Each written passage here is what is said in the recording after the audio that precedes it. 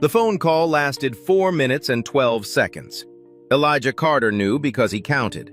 Standing in the kitchen with his back to the hallway, voice low, hand pressed flat against the cabinet like he needed something solid to hold him upright. When he hung up, the word bankrupt was still sitting in his chest like a stone he couldn't swallow. His company was gone. 23 employees, 7 trucks, 11 years of grinding before sunrise and staying past midnight. All of it dissolved in a single morning phone call from a bank he had trusted. He turned around to find Mia standing in the hallway in her school uniform, backpack half-zipped, watching him with those wide, brown eyes that already knew how to read his silence. He opened his mouth to tell her everything was going to be okay. He didn't get the chance. A black sedan pulled up outside. Then a second car, a dark SUV carrying a man in a charcoal suit with a briefcase.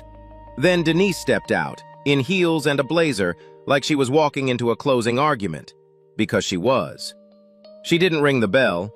She knocked twice, sharp and deliberate. And when Elijah opened the door, she looked past him into the house, his house, and said, "We need to talk about what happens next." Across the street, a woman sitting in the back of a black town car looked up from her phone. She hadn't planned to stop here, but something made her tell the driver to wait.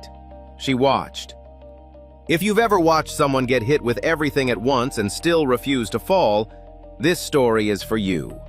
Subscribe and stay with us. It's worth it. Elijah Carter had never been the kind of man who needed a room to notice him. He was broad-shouldered and quietly built, with calloused hands and a face that showed its age honestly. 35 years of early mornings, hard decisions, and the particular exhaustion that comes from being both father and mother to a child who deserved the world. He wore the same kind of clothes every day, dark work pants, a clean button-down, boots that had been resoled twice because he didn't believe in replacing things that could still be fixed. His neighbors on Claremont Drive knew him as the man who shoveled the elderly widow's driveway without being asked, who brought food to the Hendersons when their son was in the hospital, who always waved first. He was not flashy, he was not loud, but there was a steadiness to him that people noticed without knowing why. The kind of man who, when he told you something, meant it all the way down. His company, Carter & Sons Logistics, had never been meant to be an empire. He'd started it 7 years ago with one leased truck, a business license, and a contact list built entirely from people who trusted him personally. By the time Mia was in 2nd grade, he had 7 trucks running routes across the Atlanta metro area, 23 employees on payroll, and a reputation for reliability that brought in contracts from small warehouses and family-owned distributors who'd been burned by bigger companies before. It wasn't wealth, but it was his. Built without shortcuts, without cutting corners, without asking anyone to carry a weight he wasn't willing to carry himself.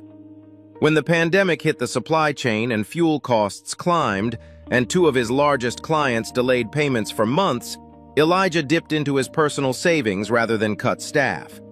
When a driver's wife went into emergency surgery, he covered the man's health gap out of pocket. When the account started running red, he told no one except his accountant because he believed, the way only a certain kind of stubborn, decent man can believe, that if he just held on long enough, things would turn. They didn't turn.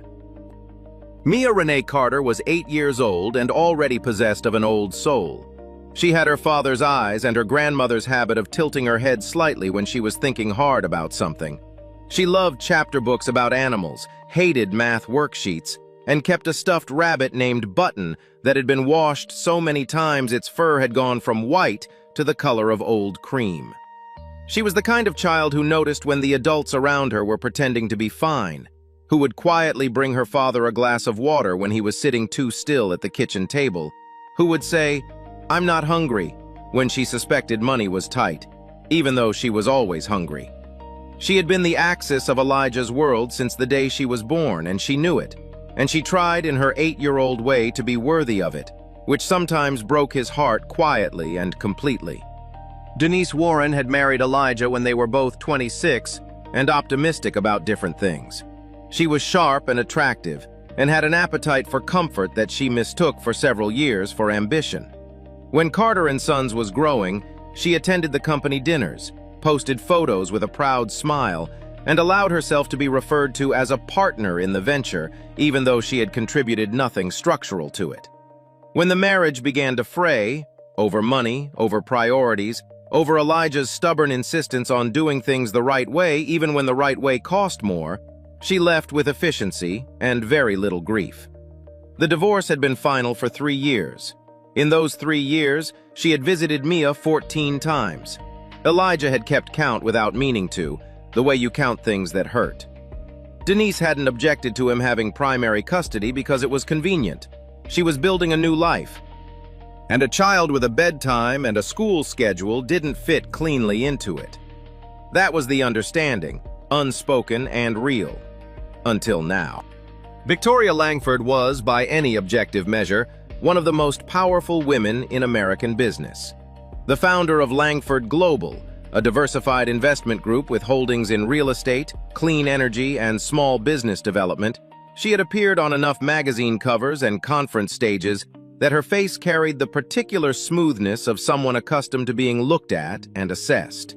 She was 36, just 1 year older than Elijah, precise in her dress and her speech, and known in professional circles for a quality that the financial press called decisiveness, and her assistants called something closer to controlled coldness.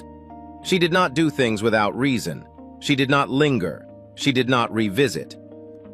What almost no one knew, what she had not discussed in any interview, profile, or biographical sketch, was where she had come from. The public record began when she was 19, working 2 jobs and attending community college. Before that, there was very little. Before that, there was a father who had built a small manufacturing company and lost it when Victoria was 9, when a major contract was pulled and the bank called the loan and everything came apart in the particular brutal way that financial ruin arrives. Not slowly, but all at once, like a floor giving way. Her mother had stayed for 3 months after the bankruptcy. Then she had left with a single suitcase and the explanation that she had not signed up for this kind of life, and that Victoria needed to understand that some people were not built for hardship. Victoria had been 9 years old. She had understood nothing except that the person who was supposed to stay had chosen not to. There was one day from that period she had never spoken about. A rainy Tuesday in October, outside a bakery on the east side of Atlanta, when she had been sitting on a wet concrete step with nothing in her stomach and her eyes raw from crying. A boy about her age, 9, maybe 10, wearing a jacket 2 sizes too big, had come around the corner and without any preamble, without asking why she was crying or offering any of the useless reassurances adults traded in, he had simply broken his pastry in half and held out the larger piece. When she tried to refuse it, he had said, in a voice that was matter-of-fact rather than performatively kind, as though he were simply stating something true, "Don't let somebody leaving make you think you weren't worth staying for. Sometimes people leave because they're too small for the space they were in, not because you are." She had taken the pastry. She had never forgotten the boy. She had never expected to find him again. The bankruptcy notification had arrived by email at 7:43 in the morning, forwarded from his accountant with a single line of explanation that Elijah read 3 times before his brain agreed to process it. The bank had called the remaining balance on his business line of credit. The escrow account holding his last receivables had been frozen pending the creditor filing. His fleet insurance had lapsed 2 weeks prior when the automatic payment failed on an account he'd already drained. Legally, operationally, financially, Carter & Sons Logistics had ceased to exist. He stood in the kitchen reading the email while the coffee maker gurgled behind him, and Mia's cereal sat going soft in her bowl across the table. And he felt the specific, airless quality of a man who has been fighting so long that when the end finally arrives, there is almost no room left for shock. Just the weight of it, just the silence after. He had called his accountant back, then his lawyer. Then he had stood at the kitchen window for a long time, watching a sparrow work at something in the gutter across the street. And he thought about his drivers. Marcus, who had 3 kids and a car payment. Darnell, who had just moved his mother into an apartment near his house. The Rodriguez brothers, who had both come to work for Elijah after the warehouse they'd spent a decade in closed without notice. He had paid them every week, every month, even when the accounts were hemorrhaging, because they had families and because they had trusted him. And he had believed that trust was a debt that came before every other kind. That belief had cost him everything. He did not regret it. That was the most honest thing he knew about himself. Mia had eaten her cereal slowly, watching him in the way she always watched him when something was wrong, not asking directly, just present, keeping him company in the silence. He had turned from the window, looked at her small, serious face and said, "Hey, you're going to be late." She had picked up her backpack without argument, and when she passed him on the way to the door, she pressed her hand briefly against his arm, just for a second, the way he sometimes did to her. He had to turn back to the window after that. Denise arrived at 11:15. Elijah heard the cars first, two of them which told him everything before the knock landed. He opened the door and there she was, pressed blazer, hair done, the particular posture of someone who has rehearsed this moment and is performing it now from memory. Behind her stood a man Elijah didn't recognize, mid-40s, silver cufflinks, carrying a leather portfolio with the ease of someone accustomed to using paper to cause damage. Denise didn't wait to be invited in. She stepped across the threshold the way people step into spaces they've already decided belong to them, glancing around the living room with the expression of someone taking an inventory. "You heard about the company," Elijah said. It wasn't a question. "Malcolm found out this morning," Denise replied, nodding toward the man with the portfolio. "Elijah, this is Malcolm Pierce. He's been advising me on some family law matters." She said it gently, the way you say something that isn't gentle at all. Malcolm Pierce set his portfolio on the arm of Elijah's couch without asking and clicked it open. Elijah looked at the stack of documents inside and felt the floor shift slightly beneath him, the way it had been shifting all morning. Not collapsing, just reminding him it could. What Denise wanted, Malcolm explained in the measured cadence of a man billing by the hour, was straightforward. The house had been purchased during the marriage using jointly accumulated credit, even if the mortgage was in Elijah's name. Denise had a legal basis to claim her equity stake, particularly now that the property was at risk of bank proceedings. She was prepared to file immediately to protect her interest. She was also, and here Malcolm paused in a way that was clearly rehearsed, prepared to revisit the custody arrangement for Mia, given the material change in Elijah's financial circumstances. A father without a business, without stable income, facing potential foreclosure, could not reasonably claim to provide a stable environment for a child. That was not a judgment, Malcolm said. That was simply the standard the court would apply. Elijah had been standing very still since Malcolm started talking. He stood that way the way a building stands before it decides whether to hold. "Where is this coming from?" he said quietly, and it wasn't a question either. Denise's expression shifted, just slightly, just enough. "I'm trying to do right by Mia," she said. "That's all this is.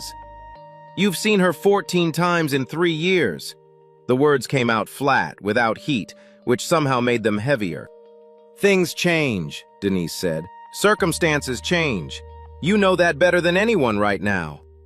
What Elijah did not know, what neither of them knew, was that Mia had come back from a neighbor's house through the side gate and was standing in the hallway just out of sight, holding Button against her chest, listening to her mother explain to a man with a briefcase why her father was not enough.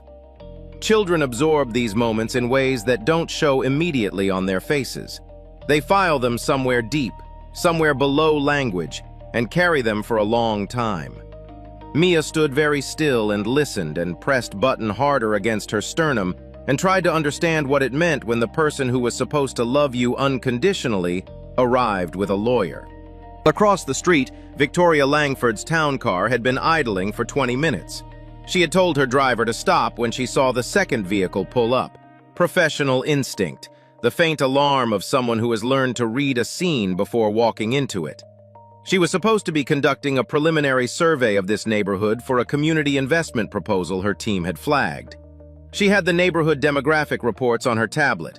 She had not expected to look up from those reports and feel the particular cold stillness that comes with recognizing a scene you thought you'd left behind 26 years ago. A man standing at his own door while someone with legal paperwork rearranged his life around him. She had watched that scene from the inside once. She was watching it from the outside now. She did not look back down at her tablet. She watched Elijah turn back toward the inside of his house. She watched his shoulders, the way they didn't drop, the way he held himself upright with the specific effort of a man who knows a child is watching. And she felt something shift in her chest that she hadn't felt in a very long time. Not pity. Something older than pity. Something that had been waiting, she was beginning to think, for exactly this moment to find its context. Malcolm Pierce laid the documents on the coffee table with the practiced efficiency of a man who had done this many times and felt nothing particular about it. The top sheet was a formal notice of Denise's intent to claim equity in the property. Below it was a petition draft for emergency modification of custody. Temporary, Malcolm was careful to say, while the court assessed the change in circumstances. Temporary was a word lawyers used, Elijah had learned, when they wanted something to sound less permanent than it was. He looked at the stack of paper and thought about the 11 years he had poured into this house. The kitchen he'd retiled himself over a long weekend when Mia was 4. The back porch he'd screened in so she could play outside without mosquitoes. The shelf he'd built in her room at exactly her height so she could reach her own books without asking. He thought about all of that, and then he picked up the pen that Malcolm had placed beside the documents, and he held it without moving. Denise watched him with an expression calibrated carefully between sympathy and resolution. "Elijah," she said, and her voice had gone softer now, the litigating edge replaced with something that was meant to sound like concern. "I know this is hard, but you have to be honest with yourself about what you can realistically provide right now. You have no income, you have no company. The bank is going to move on this house within 60 days, maybe less. If you fight this, you're going to spend the next 6 months in court spending money you don't have, and Mia is going to watch all of it. Is that what you want for her?" She paused. "I'm giving you a way to make this easier." Elijah set the pen back down. He did it slowly, the way you set something down when you want your hands to be very deliberate, when you want every person in the room to understand that what just happened was a choice and not an accident. He looked at Denise for a long moment without speaking. Then he said, "I can lose the company. I can lose this house. Those are things. I'll survive losing things." His voice was quiet and even, the voice of a man who has reached the floor of something and found it solid under him. "But I'm not signing a piece of paper that says I walked away from my daughter because the timing was inconvenient. I won't do that. Not for you, not for any version of easier you're selling me." Malcolm began to explain the legal risk of that position. Elijah didn't look at him. He kept his eyes on Denise. "She heard you," Elijah said. "Mia was in the hallway. She heard everything you said about her father not being enough." He watched Denise's face process that, watched the performance of concern flicker for just a second before reasserting itself. "Whatever you decide to file," he said, "I need you to know that she heard it, and she's going to remember it. Not because I'll remind her, just because children remember when the people who are supposed to protect them choose not to." Denise picked up her bag. The meeting, it seemed, was over, or at least this phase of it. "You'll hear from Malcolm's office by end of week," she said. She walked to the door, and then she paused, and she turned back with one final thing, delivered in the tone of someone offering a reasonable last chance. "Think about what's actually best for her, Elijah, not what's best for your pride." After the door closed, Elijah stood in the middle of the living room for a long time. Then he heard a small sound from the hallway and turned to find Mia standing there, button pressed flat against her chest, her eyes very bright and very careful. He crossed the room in 4 steps and crouched down to her level and put both hands on her shoulders. "Hey," he said, "look at me." She did. "What you heard, none of that is something you need to carry. That's grown people's noise. Your job is to be 8. That's it. You understand me?" Mia nodded, though her chin was unsteady. He pulled her in and held her with the kind of grip that is really a promise, and over her shoulder his jaw tightened with the effort of holding his own face together. Outside, Victoria had been watching the door since it closed. She had seen Denise and the lawyer emerge, the confident posture, the portfolio tucked under the arm, the brief exchange between them at the car that had the relaxed quality of people who believe they have won. Then she had seen Elijah appear briefly in the doorway, watching them go. He didn't look defeated. He looked like a man who had just decided something that was going to cost him and had decided it anyway, which was a very specific thing to look like. And Victoria recognized it the way you recognize something you have only seen once but never forgotten. She told her driver to run the plates on Malcolm's vehicle. She told her assistant, a precise young woman named Rachel who had worked for her long enough to ask very few questions, to pull everything publicly available on Elijah Carter. Business filings, court records, financial history, by morning. Rachel asked only one question. Context? Victoria thought about the boy with the pastry. She thought about a concrete step in October and a jacket 2 sizes too big, and words that had restructured the entire architecture of how she understood herself. Personal, she said, which was the most she had said about anything personal in a very long time. The town car pulled away from Claremont Drive. Victoria looked back once through the rear window at the small house with the screened back porch, at the light that had come on in an upstairs room, at the silhouette just barely visible behind the curtain, a large shape and a small one, close together. She turned back to the front, and her mind had already begun to move. The weeks that followed had the quality of a controlled collapse, things falling in a sequence that was almost orderly, which made it worse somehow, because there was no single catastrophic moment to point to, just the steady accumulation of losses arriving on schedule. The bank sent its formal foreclosure notice on a Tuesday. The business creditors filed their claims on a Thursday. Malcolm Pierce's office sent the custody modification petition on the following Monday, as promised, thick with exhibits and formatted with the particular institutional confidence of people who have done their paperwork correctly and know it. Elijah read each document at the kitchen table after Mia was in bed, under the single overhead light, with the focused stillness of a man who refuses to look away from the thing that is coming for him. He applied for work every day. He was methodical about it.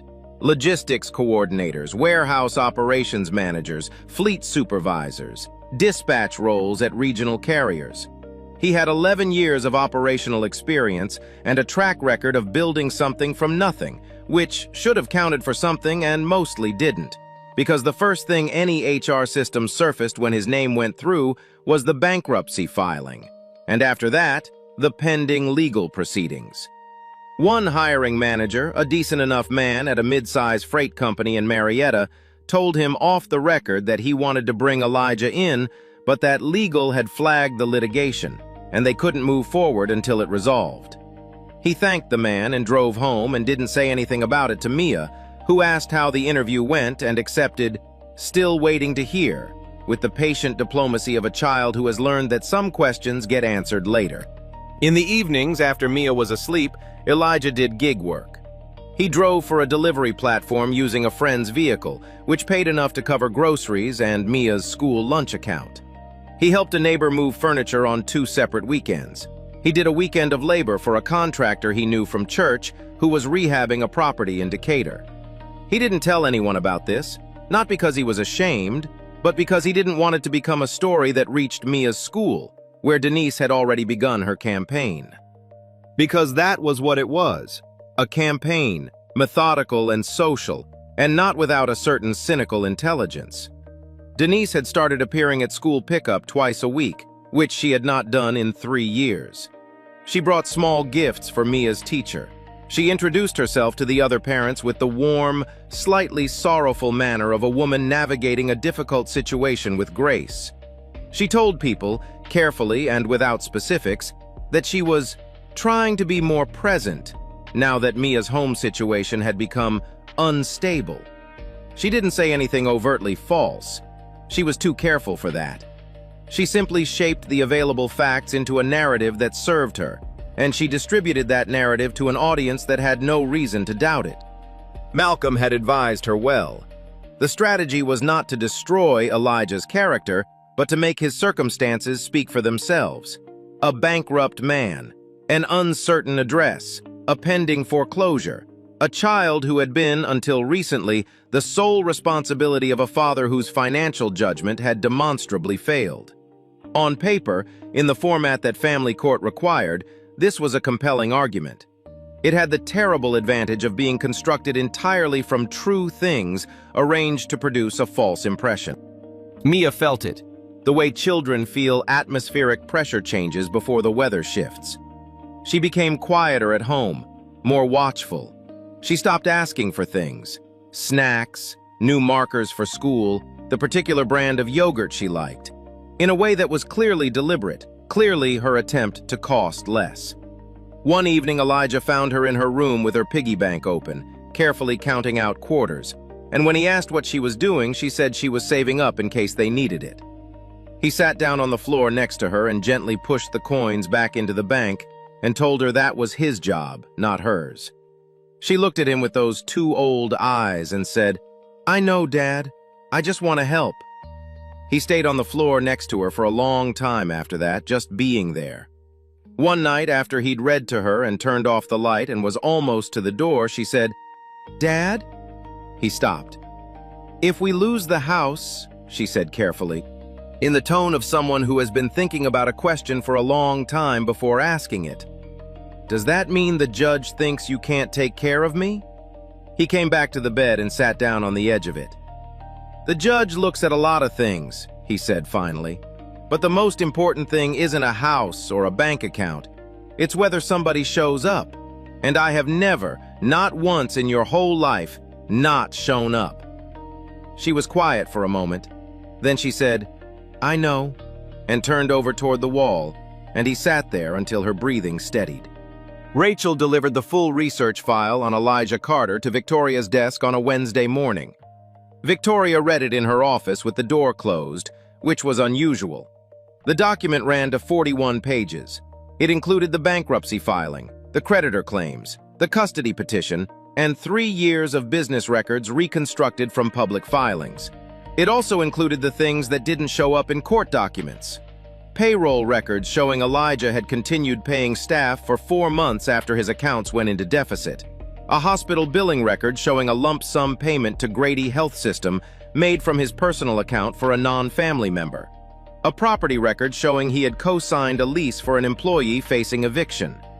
Victoria had also asked Rachel to monitor the wider network of litigation activity surrounding the bankruptcy proceedings, a standard practice for any acquisition or community investment work. And that monitoring had already flagged 2 names. Gerald Watts, a known peripheral figure in corporate bankruptcy proceedings, and Malcolm Pierce, whose firm appeared in 2 other active cases where Langford Global held creditor interests. Both were being watched. Victoria reached the end of the file and closed it, and sat for a while with her hands flat on her desk. Her father had done the same kinds of things, had carried people on his payroll past the point of fiscal reason, had believed that loyalty was a debt that outranked balance sheets.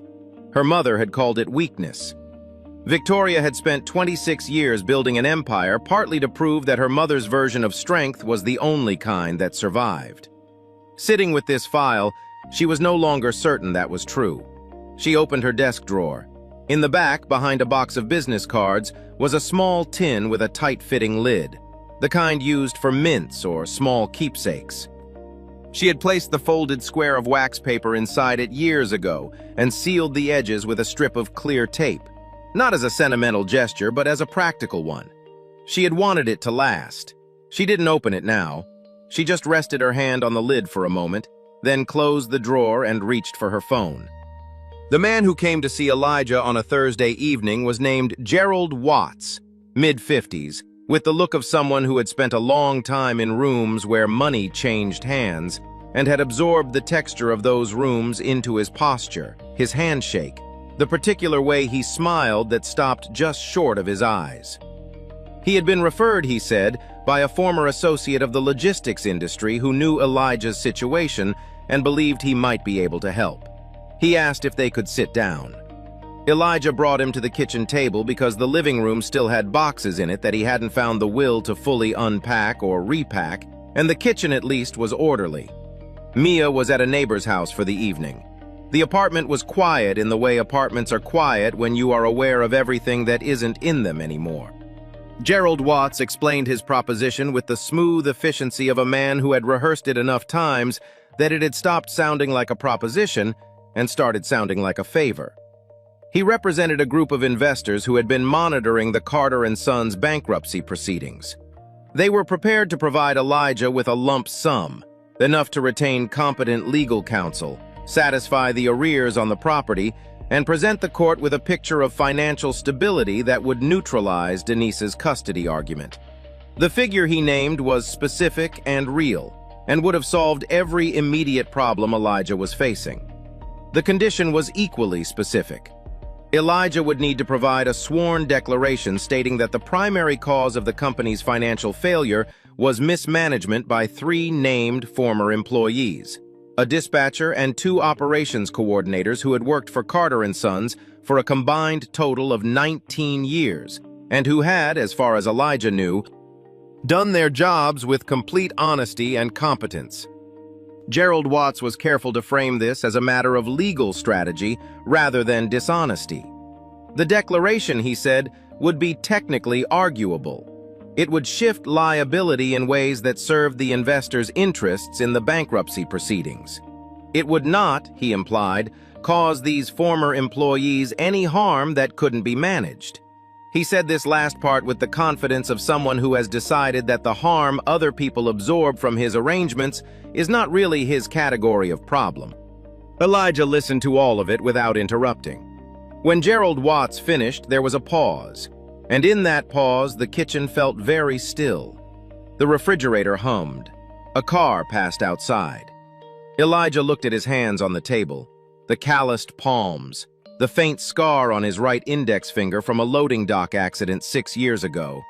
And he thought about his former dispatcher and the 2 coordinators, and what it would mean to take the weight he was carrying and set it on their backs by putting his signature on a lie. He thought about Mia counting quarters in her room, trying to help. He thought about what it would mean to solve this problem and then have to look at her every morning knowing how it had been solved. A man can survive losing a company. He wasn't sure a man could survive the particular kind of loss that comes from becoming someone his daughter would not recognize if she knew the full truth. He picked up the document Gerald Watts had placed in front of him. He looked at it for a long moment. Then he folded it in half, and in half again, and set it back on the table. "I know the people whose names are on this paper," Elijah said. His voice was level and quiet. "They spent years building something honest alongside me. I'm not going to sign my name to a document that drags them into a mess they had no part in making."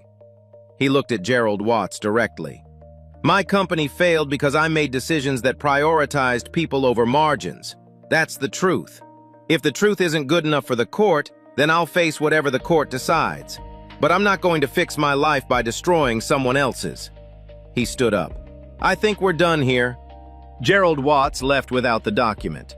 Elijah stood at the kitchen window after he heard the car pull away and watched the empty street for a while, aware in the specific way you are aware of things after you've made a decision that closes a door permanently, that he had probably just made everything harder. He also knew, with the same clarity, that he had not made it worse. Those were different things, and the difference mattered. Because Malcolm Pierce's firm appeared in 2 active cases where Langford Global held creditor interests, Rachel's team had been legally monitoring the peripheral litigation activity, which was how they had first surfaced Gerald Watts as a known operator in bankruptcy proceedings. When Watts visited Elijah and left empty-handed, that movement was logged. Rachel brought the information to Victoria the following morning. Victoria was standing at the window of her office on the 34th floor, looking out at the Atlanta skyline. Rachel told her what had been offered and what Elijah had said. Victoria didn't respond immediately. She stood at the window for a long time. Then she went to her desk and opened the bottom drawer and took out the small tin. This time she opened it. Inside, the wax paper was soft at the fold lines but intact, preserved by the sealed lid and handled carefully for more than 2.5 decades. She unfolded it and looked at the faint grease stain at the center. all that remained of half a pastry given by a boy who had nothing to a girl who had less. She thought about what he had said to her that day. She thought about the 26 years she had spent turning that moment into fuel, converting a boy's small act of decency into the engine of her ambition, without ever thinking about what the boy might have needed in return. She refolded the paper and set it on her desk where she could see it. She picked up her phone and called Rachel back in. "I need 3 things," she said. "The best family law attorney in Atlanta who isn't currently conflicted on this case. A full evidentiary package built from the public record. Payroll history, personal expenditures, employee support, all of it organized for presentation. And I need HR to draft a position description for a director of operations role in the Small Business Recovery Fund." Rachel wrote without asking questions. At the door, she paused. "Should I put your name on the outreach?" Victoria thought about this. "No," she said, "not yet. He needs to arrive at this as his own opportunity, not as someone else's rescue." She looked at the wax paper on her desk. Outside, Atlanta moved through its morning in its usual way, enormous and indifferent. Inside, for the first time in longer than she could clearly remember, Victoria Langford was doing something that had nothing to do with strategy and everything to do with a debt she had been carrying since she was 9 years old. Denise accelerated her timeline the moment she sensed movement in the background. She couldn't name it precisely, a shift in the quality of silence from Elijah's side of the legal correspondence, a slightly sharper quality to his most recent responses through his counsel. Whatever it was, it made her nervous, and Denise handled nervousness the way she handled most discomfort, by going on offense. She and Malcolm filed for an emergency temporary custody hearing, citing Elijah's continued lack of stable employment and the imminent foreclosure proceedings on the property. The filing was clean and well-constructed and moved through the system with the efficiency that money and a competent attorney tend to produce. At Mia's school, Denise continued her campaign with patience and precision. She had learned somewhere along the way that institutions respond to consistency, and so she was consistent, present at pickup twice a week without fail, available for brief, warm conversations with the front office staff, careful always to speak about Elijah with the particular brand of diplomatic concern that communicates worry without accusation. She brought the classroom teacher a gift card for school supplies. She attended the spring concert and sat in the front row and applauded loudly and took photographs and posted them with a caption about cherishing every moment. Several parents who did not know the full story began to form the impression that she was a devoted mother navigating a difficult co-parenting situation with admirable composure. This was exactly the impression she intended to form. Mia noticed. Children always notice the performance, even when they lack the vocabulary to name it. She began to dread pickup days when her mother was there. Not because she didn't love her mother in the complicated way that children love parents who have been inconsistent, but because those days had a different texture, a watchful quality, as though everything she said and did was being recorded and would be used later in ways she didn't fully understand. She told Elijah about it one evening in the careful, circling way children approach topics they sense are dangerous. "Mom asks me a lot of questions," she said, "about our apartment, about what we eat, about who picks me up when you're working." Elijah listened without interrupting. When she finished, he said, "What do you tell her?" Mia said, "The truth." He said, "Good. That's all you ever have to do." The board at Langford Global had a different view of what Victoria was doing. Word had reached 2 of the senior directors that Victoria was personally involved in a family court matter connected to a bankrupt small business owner in Southwest Atlanta. The concern, as Director Paul Whitmore expressed it in a closed session, was one of optics and liability. A billionaire CEO intervening in a custody dispute had a range of possible public narratives, and none of them were straightforwardly good for the company. There was also, Whitmore said carefully, the question of motivation, whether this reflected something more personal that the board should be aware of. Victoria had sat through the meeting with the particular controlled stillness that her board had learned over 11 years meant she was deciding how much of herself to give the room. When Whitmore finished, she said, "I'm providing documented evidence to a legal proceeding and creating an employment opportunity for a qualified candidate. Both of those things are within my individual purview, and neither requires board review." She paused. "If the optics concern you, I'd invite you to consider what the optics are of a company that publicly funds community reinvestment programs and then declines to hire someone from that same community because it's inconvenient." She stood up. "I'll let you know if anything changes that actually warrants your attention." She walked out of the meeting and down the hallway to her office and closed the door and stood with her back against it for a long moment. Her hands, she noticed, were not entirely steady. She pressed them flat against the door behind her until they were. It was Rachel who asked the question that Victoria had been carefully not asking herself. She brought the finalized evidentiary package to Victoria's desk that evening, and after she set it down, she stayed standing, which was unusual because Rachel was efficient and did not linger. "Can I say something?" she asked. Victoria said yes. Rachel said, "I've worked for you for 6 years. I've never seen you do something like this, and I want to make sure, are you doing this because he deserves it, or because somewhere in this situation you're trying to go back and fix what happened to your father?" The office was quiet. Victoria looked at Rachel for a long time. "Both, probably," she said finally. "Is that a problem?" Rachel considered the question with the seriousness it deserved. "Not if you know the difference," she said. "Not if you're clear about what you're actually giving him and what you're keeping for yourself. He doesn't need a symbol. He needs a real shot." She left. Victoria sat with that for the rest of the evening. She thought about her father, his particular brand of dignified ruin, the way he had accepted help badly, the way being helped had somehow cost him something he never fully recovered. She understood, with a clarity she wished had arrived sooner, that there was a way of helping that diminished the person being helped, that framed them as an object of rescue rather than an agent of their own life. She restructured the approach entirely over the following 2 days.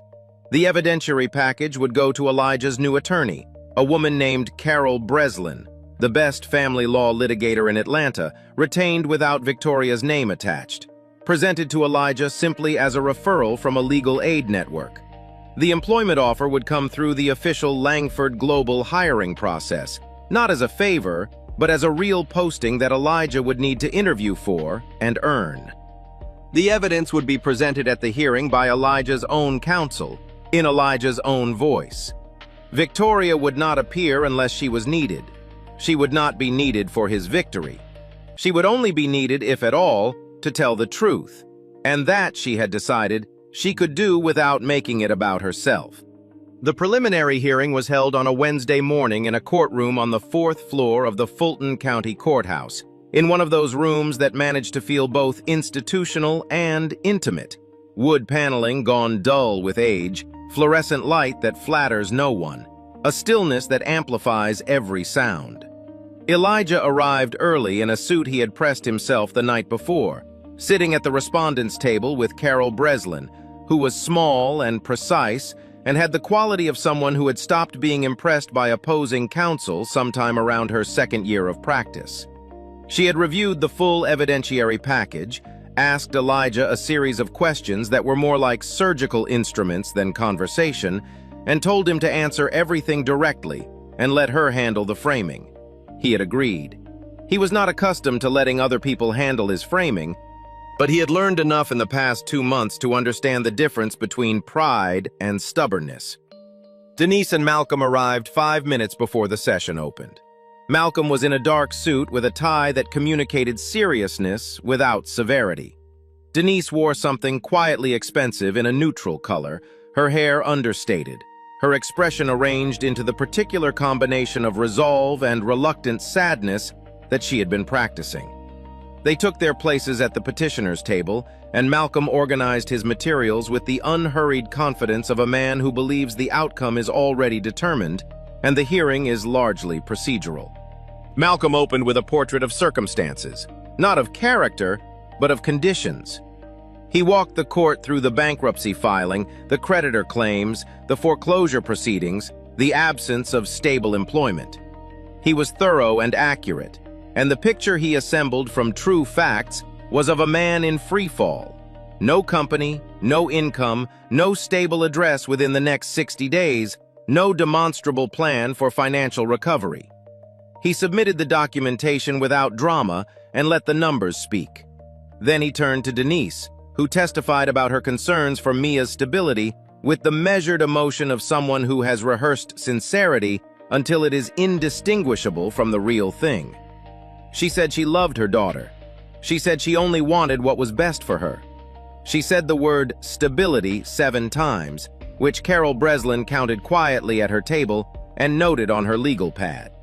When it was Elijah's turn, Carol presented the counter record. The payroll documentation showing Elijah had continued paying his staff for 4 months past the point of personal solvency. The personal banking records showing direct payments for an employee's medical emergency and a co-signed lease for a worker facing eviction. 3 years of school records, perfect attendance for pickups and drop-offs, every teacher conference attended, every field trip permission slip signed on time. A written statement from Mia's teacher describing a parent who was present, engaged, and emotionally consistent. A letter from the neighbor who had been watching Mia in the evenings. Carol did not editorialize. She placed each document before the court and let it stand. Malcolm cross-examined Elijah with the precise efficiency of someone looking for a crack in a foundation. He pressed on the financial decisions. Why hadn't Elijah cut staff sooner? Why hadn't he sought bridge financing? Why hadn't he protected the asset base before it was unrecoverable? Every question was designed to reframe Elijah's choices as evidence of poor judgment. Elijah answered each one directly, without defensiveness, because Carol had told him that defensiveness reads as guilt and directness reads as confidence, and she was right. He said he had kept his employees on because they had families and had trusted him, and he believed his obligation to them was real.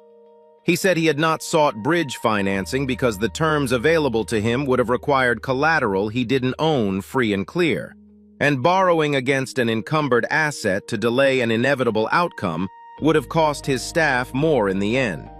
He said he had made the decisions he had made because he believed they were right, and that he would make most of them again. Malcolm tried one more angle. He noted that Elijah currently had no confirmed employment and no confirmed housing beyond 60 days. What was his concrete plan? Elijah said he had a job interview the following week for a director of operations position at a community investment fund, a real posting, applied through proper channels. He said he had identified 2 apartments within Mia's school district within a rent range he could manage on that salary. He said his plan was to work and to be present and to do exactly what he had always done. The judge, a woman in her mid-50s with reading glasses pushed up on her forehead, listened without visible reaction.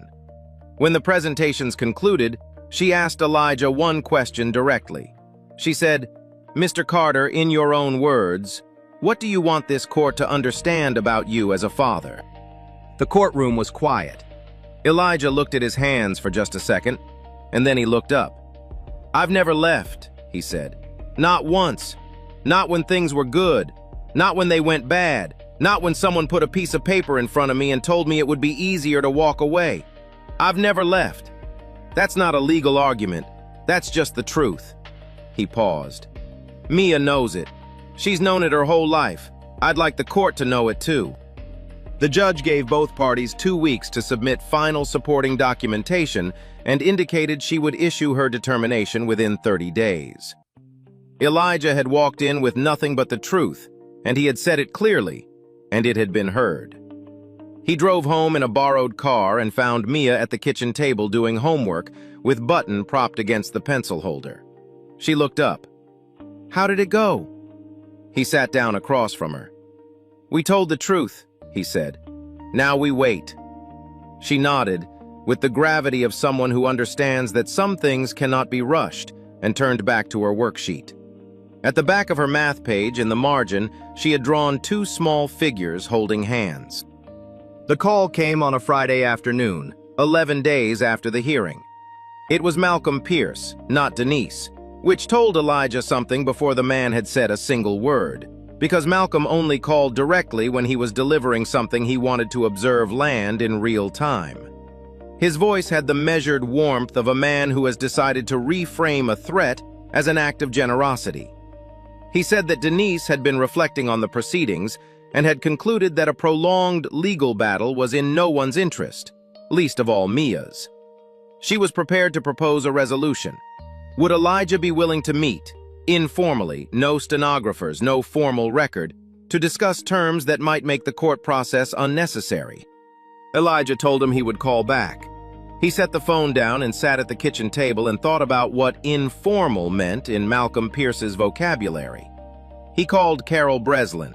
She listened, asked 2 questions, and said, "You can meet them. Don't sign anything. Record the conversation on your phone from the moment you open the door. Georgia is a one-party consent state. Call me the moment they leave." He wrote down one-party consent on the back of an envelope and then called Mia's neighbor. They arrived on Saturday morning at 10. Denise, Malcolm, a property broker, and a locksmith who waited in the car. The locksmith waiting in the car was not an accident. It was a prop in a performance designed to communicate inevitability, to make the outcome feel so certain and so imminent that resistance seemed not just futile, but cruel. Elijah had his phone recording in his breast pocket before he opened the door. Malcolm's proposal was structured to sound like reason. Elijah could sign a quitclaim deed, transferring his remaining equity interest in the property to Denise. In exchange, Denise would withdraw the custody modification petition, and Elijah would receive what Malcolm called generous visitation. Mia on alternating weekends and 1 evening per week. The broker was there to discuss a timeline for the property transition. The locksmith, Malcolm said, with the specific blandness of someone confirming what you already know, was there in case the process moved forward today. Denise sat on the edge of the armchair across from Elijah. His armchair, the one with the small repair on the left armrest where Mia had peeled the fabric when she was 4. And she looked at him with an expression assembled from genuine feeling and calculated presentation in proportions Elijah could no longer distinguish. "I don't want to do this the hard way," she said. "I never wanted that. I want Mia to have stability. I want her to have a mother who can give her things I know you can't right now. That's not an attack, Elijah, that's just reality." She paused. "You can still be her father. I'm not trying to take that from you. I'm just trying to give her more." The word "more" sat in the room like a stone. Elijah looked at the quitclaim deed on the coffee table. He looked at the pen.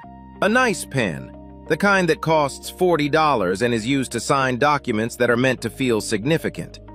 He thought about 11 years in this house. He thought about the morning he had brought Mia home from the hospital and stood in the front doorway with her for a long moment before going inside, wanting to fix that threshold in his memory, the precise feeling of crossing it for the first time as a father. He thought about Mia counting quarters in her room. He picked up the pen. He held it. The room had gone very still, the particular stillness of people who believe they have won and are simply waiting for the confirmation to arrive. Malcolm's expression was neutral and patient. The broker was looking at his phone. Outside, the locksmith waited in the car. The doorbell rang. Elijah set the pen down. He opened the door. Victoria Langford stood on the front step in a dark coat. No entourage, no announcement. Just herself and the particular quality of stillness she carried. She looked at Elijah the way you look at someone when you are about to say something that has been waiting a very long time to be said. "I'm sorry for arriving unannounced. I heard the meeting was today." She looked past him into the room. "I'd like to come in if that's all right." Denise recognized her immediately. The recognition moved across her face in a sequence. First, the professional placing of a public figure, then the rapid recalculation of what that presence meant, then the careful reassembling of composure. Malcolm straightened. The broker put his phone away. The room had changed its shape entirely, and everyone in it could feel it. Victoria stepped inside. She looked at Elijah first, at his face, at the pen still loose in his hand, and she said quietly just to him, "Elijah Carter, You gave me half of everything you had when you had almost nothing. I've been waiting a long time to find a way to give something back. Please don't sign that before you hear what I have to say." The living room was completely silent. Elijah looked at this woman he had never met in his adult life and felt, beneath the strangeness of the moment, something he couldn't immediately name. A recognition not of her face, but of something in the quality of how she was standing, the way she was looking at him, as though she was seeing not just who he was now, but who he had been a very long time ago. He set the pen on the shelf. "I'm listening," he said. The silence lasted long enough to have weight. Then Denise found her footing the way she always found her footing, through the forward momentum of offense. "I don't know what your interest is in this situation," she said to Victoria, her voice carrying the careful civility of someone who recognizes a power differential and is pretending not to. "But this is a private family matter, and I'd appreciate—" "I'm aware it's private," Victoria said without raising her voice, still addressing Elijah. "That's why I'm here as an individual, not as a public figure. What I have to say is straightforward and it won't take long." She looked at Malcolm. "You're welcome to stay and hear it. Anything I say here, I'll say again in court if I'm asked." Malcolm's expression shifted, just slightly, just the professional recalibration of a man reassessing his position. He sat back. He did not pick up the quitclaim deed. Victoria spoke for 11 minutes. She did not dramatize. She stated facts in the organized, sequential manner of someone who has processed information carefully and is presenting it with the specific confidence of a person who knows that the truth, properly arranged, does not need decoration. She told the room what the evidentiary package contained: the payroll records, the medical payment, the co-signed lease, the school attendance file, the neighbor's statement. She described what each document demonstrated: not a man in free fall, but a man who had consistently chosen the welfare of others over his own financial protection, and who had maintained an exemplary record of parental responsibility through circumstances that would have broken lesser people. Then she described what else the research had surfaced. Denise's visitation record over 3 years, 14 visits, documented through school logs and the neighbor's observations. The timing of the custody petition, filed within 72 hours of the bankruptcy becoming public record. And then, carefully, she addressed Malcolm directly, because his firm appeared as opposing counsel in 2 active cases where Langford Global held creditor interests. Those proceedings had been subject to standard legal discovery. 3 internal messages Malcolm had sent to a colleague had surfaced in that discovery. Messages in which he discussed the Carter custody filing not as a matter of parental concern, but as a mechanism for property leverage, a way to pressure Elijah into surrendering the equity stake without a drawn-out property dispute. She read the relevant language into the room without commentary. She did not need to editorialize. The messages were sufficient. Denise's composure cracked. Not fully, not dramatically, but visibly, in the way that a surface reveals its fracture lines under the right pressure. She looked at Malcolm. Malcolm was looking at a fixed point on the far wall with the expression of a man running rapid calculations. The broker had quietly moved toward the door. The performance that had been constructed over months, the school pickups, the social media posts, the carefully calibrated courtroom effect, had been a performance, and the room now knew it in a way that could not be walked back. Victoria turned to Elijah. "I'm not here to rescue you," she said directly, with the clarity of someone who has thought carefully about the difference. "You don't need rescuing. You need the truth on record in the right place, and you need someone to tell it who has standing to be heard. That's what I can do." She paused. "The employment offer you received through the legal aid referral network last week, that came from my company's small business recovery fund. It's a real position. You would earn it the same as anyone else who applied. Carol Breslin already has everything she needs to finish this in court. What I'm telling you today is that you don't have to sign anything in this room. You have options, real ones, not charity, options." Elijah had been standing very still throughout. He looked at the quitclaim deed on the coffee table. Then he picked it up and walked to the shelf and dropped it into the recycling bin beside the bookcase. The same motion, the same deliberateness as folding Gerald Watts's document 2 months ago. He turned back to the room. "I think we're done here," he said. Malcolm gathered his materials with the efficiency of retreat. Denise stood, and for a long moment she looked at Elijah with an expression that was the most unguarded thing she had shown in months. Not anger exactly, but something rawer than that. The look of a person who has encountered the limits of what they are willing to do and found those limits much closer than expected, and is not entirely sure how to feel about what she sees on the other side of them. She opened her mouth, closed it, and left. Malcolm followed without speaking. The broker was already outside. Elijah listened to the cars start and pull away. Then the street was quiet. He turned around and found Mia standing in the kitchen doorway in her jacket, shoes still on, button in her arms.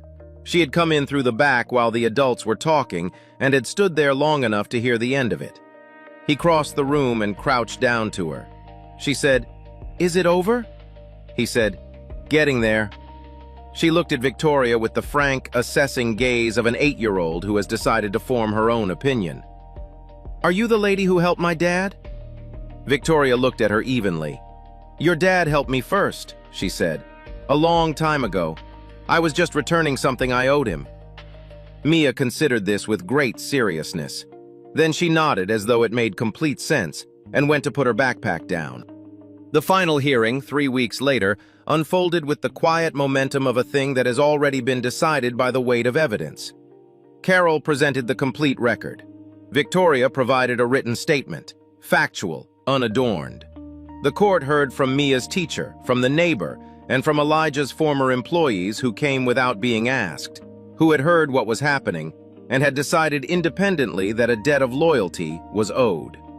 They described a man who had stayed when he didn't have to, who had carried them when it cost him everything. The judge issued her ruling on a Thursday. Primary custody remained with Elijah. The property dispute was severed from the custody matter. Denise was granted standard visitation. The court noted, without elaborating, that the timing and framing of the original custody petition raised questions about its foundational motivation. Malcolm filed no appeal. There was nothing to appeal with. Elijah sat in the courthouse hallway after the ruling with Carol's hand briefly on his arm, and he stared at the wall across from him for a long time. Not in shock, but in the particular stillness of a man who has been braced against something for so long that when the threat finally passes, the body takes a moment to remember how to stand in ordinary space. He breathed in. He breathed out. He thought about Mia at the kitchen table, waiting. He stood up. 3 months passed the way good months pass after a long, hard season. Not dramatically, not with the sudden brightness of a movie ending, but with the quiet accumulation of ordinary things restored to their right order.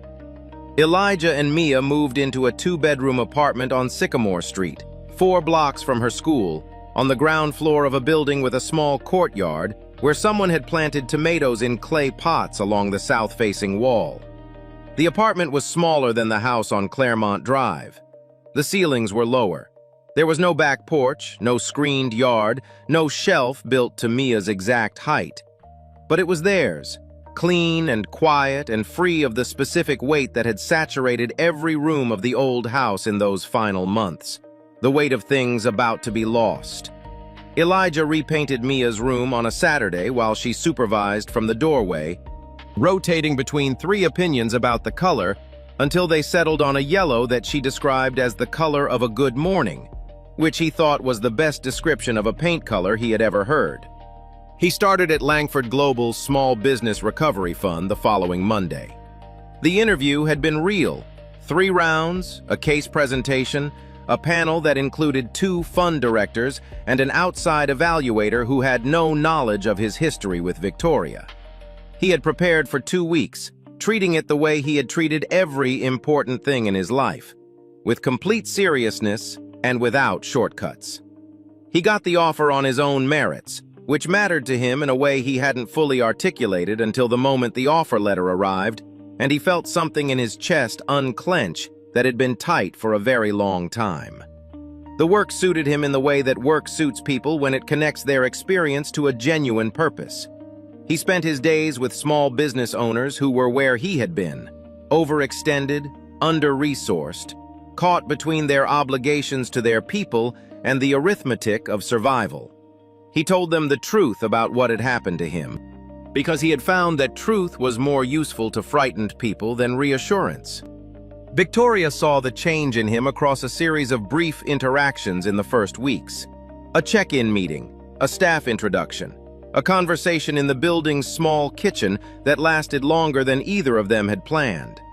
She was careful about the professional space between them, more careful than she might have expected herself to be, because she understood that what existed between them was not yet a thing with a name, and that naming it prematurely would damage it.